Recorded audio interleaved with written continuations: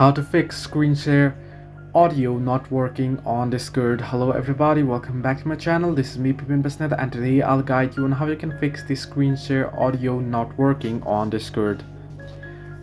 Now for the first thing, what you want to do is you want to look into your settings. Now first you want to open up Discord, right? You'll get an interface somewhat like this. Now here you want to head into your profile. You can tap into profile icon at the bottom right corner of your screen. You'll be headed into this page, scroll down below here until you find the option that says voice under app settings. You want to tap on it, right? Now first thing what you want to do is you want to tap on input mode, and you want to make sure that you are on the option that says voice activity, not on push to talk. The second is you want to make sure your output volume is full. You want to set it to full. Now the sound volume can be as if you want, your personal choice.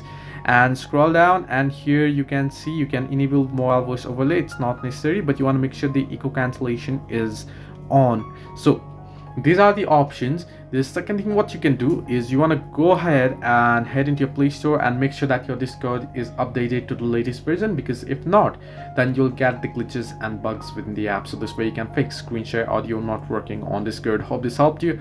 Do like and subscribe, and do not forget to leave a comment down below if you have any further issues.